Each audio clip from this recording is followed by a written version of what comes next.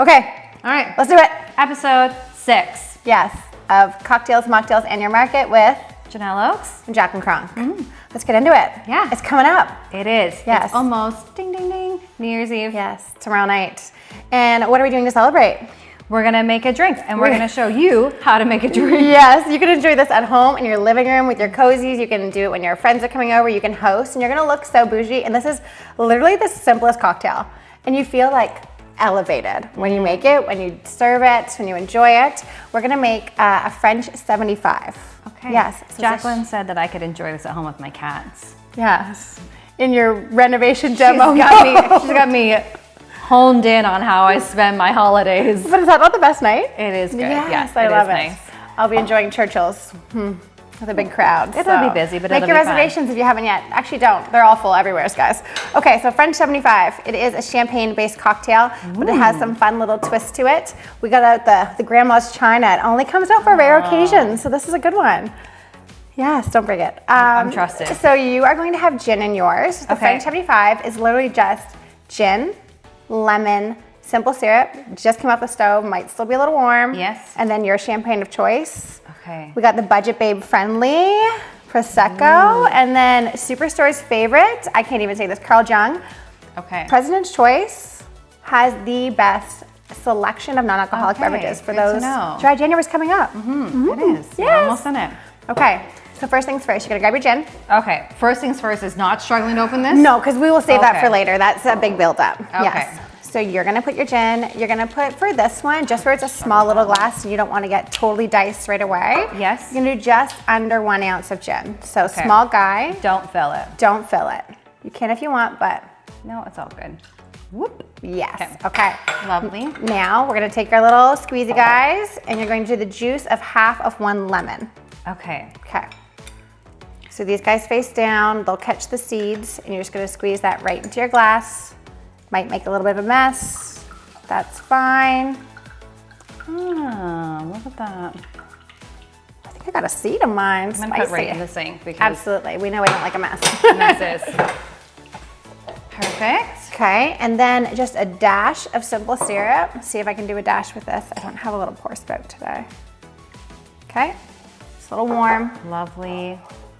And tell the people how they make simple syrup again if they weren't in the first Yes, episode. very basic. Equal parts sugar or a sugar replica and water. Okay. Boil it down till it gets a little thick and then let it sit because when it's really hot, it's more thin. You don't want it to be that thin. Okay. Now we're gonna embarrass ourselves and struggle. open our bubblies.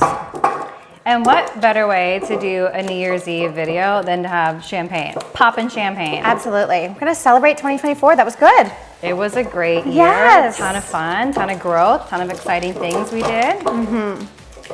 Okay. Alrighty.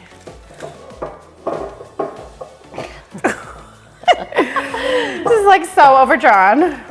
All right. This part makes me cringe a little, but Okay. And my house is freshly cleaned. Woo! Yes! That was success. Alrighty, and then we just top Cheers it. Oh, to cheers! It's giving university. and just a little cute. Right?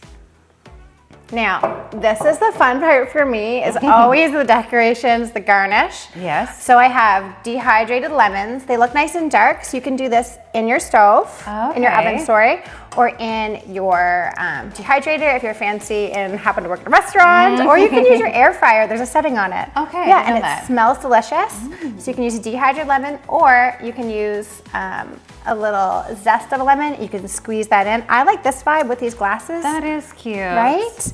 And then what's really cool is you're gonna squeeze it over the rim of your glass. You're gonna get a little bit of that lemon zest and juice flavor on your lips. It looks pretty, it's like a little pigtail. Oh, mine is not pretty, but that's okay. It's going in anyway. That's fine, it looks great. Yes. Okay. And that's it. Cheers. Simple. 2025. It feels that fresh. is delightful. It feels healthy. Yeah. Is the lemon? I don't know. Yeah, that does feel. This is a good one. The cats are going to enjoy this tomorrow night. You make this their for own Sean. little champagne bowl.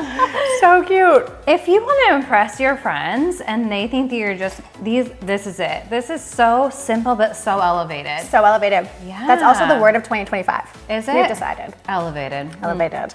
Okay. Alrighty. Talk to me. What's the topic? When are you going to list your house? When is the best time to list or to buy as we come into the new year? Oh, 2025. Winter, spring, winter, spring. I do get a lot of people who talk about wanting to list. They're like, we'll list in the spring. Yeah. But why? Fair. Why, Is though? it always better for you to list in the spring? There are some pros and cons. Yes. So one of the main ones I think depends on how quickly you need to move yourself, right? If you need to secure a place come the early spring, it might be a good time to list in the winter so that you can secure a deal, know what you're working with for your finances from what you sold versus what you can now buy, and you can start shopping. And even if you sell in the winter, it doesn't mean you can't still close in the spring. You've just kind of like nailed that down and that portion of things is done. Oh my gosh, that relief. Yes. The weight is off your chest. Yeah. Yeah. Close in the spring. You want to move in this cold? I understand. I've done but now it. you've sold your house. You know what you're worth. You got that money lined up. Yep. You know what you're going to buy. Yep. Yeah. And I think that there are some properties that are like a hard pass on selling in the winter, right? Absolutely. If you have, beautiful gardens and this home that really needs to be showcased when the snow is melted, then that's obviously a let's wait till spring because you're gonna leave money on the table. But if you live in a subdivision and all the yards are kind of the same, there's not always a clear advantage to waiting until the spring. Yep. It's very cookie cutter. They know what you're getting. Yeah, for sure. And then there's those houses, I know that you've mentioned, that maybe they don't showcase the best in the summer compared to others, but in the winter, that's their time to shine. Yes. Yeah. So if you have an example, a waterfront property, which isn't as nice and pristine as other waterfront, and maybe waiting until spring, summer when all those ones hits mean you're in competition and you're kind of left on the wayside. Yes. Maybe this is the best time for you to pitch your waterfront property, right? Because get on now. There's no competition. No competition. You're the guy. Yep. And there are ways to like spruce up your yard if you're selling waterfront in the winter. We had a past listing. They had a hockey rink all shoveled off. They had lights down there, an outdoor So bonfire. cool. It was kind of That's gave beautiful. That, it was beautiful. Yeah, I want it. Where is it? Yeah. So fun. Sold. Yeah. Easily so sold. that may be a good option for that. Yes. Yeah. Yeah. Sliding as well. You have a good hill.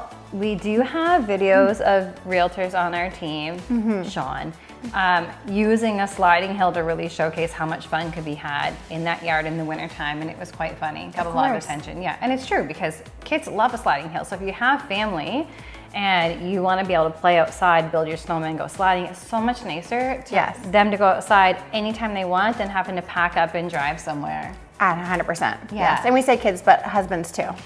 I also like to slide. I know. I did a little jump this week. Yeah. And then we can talk about buyers too.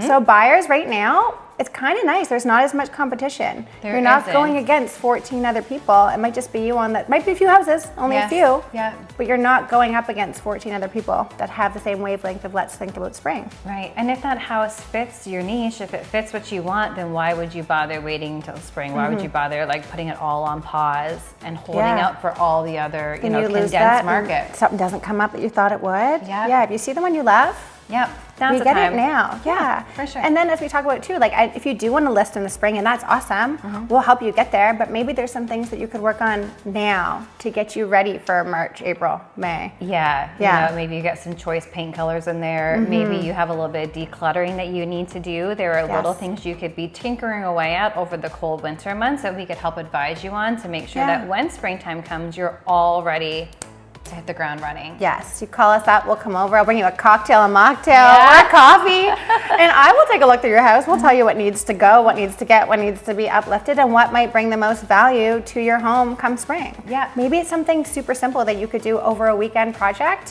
one of those cold, dark, dreary weekends if there's nothing to do anyways. Yes. Make yourself an extra couple grand by putting in that effort, and we'll tell you what it is. Yeah. And we know where all the deals are too, so even if a reno seems overwhelming, like we do this all the time. So I can tell you where to get the best deals from, where to find things that are on sale. It might be a better deal, so you can kind of start tackling those winter projects. Right? Yeah. And if that seems overwhelming to you, we also have a few contractors that we could send your way that can help you get that done. And they're typically a little slower in the winter months too, so it helps kind of free them up to be able to work on your projects. Exactly. Yeah, they're at mine right now. Oh. It's gonna look so good.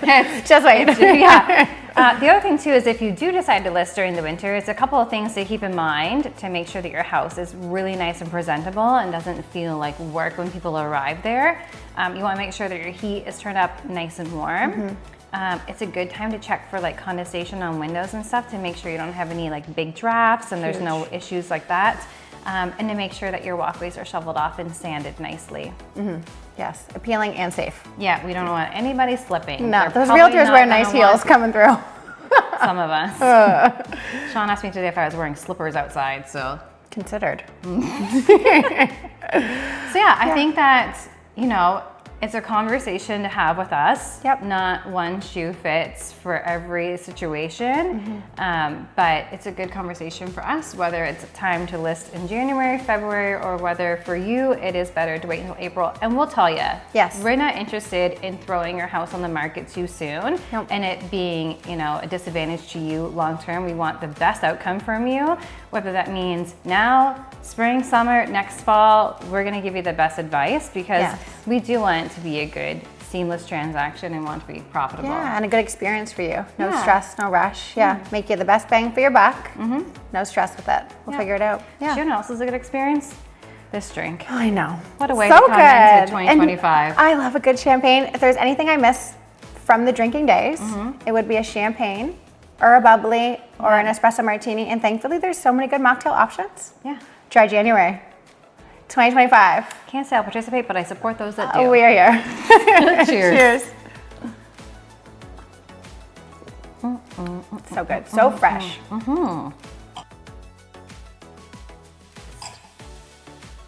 Simple. I like it. Better than the last one. I don't like it. I did not like it. Ready? Ready. Tam, we just cleaned the house, so am I gonna like everywhere? But like we should, you know? Like it's 2020.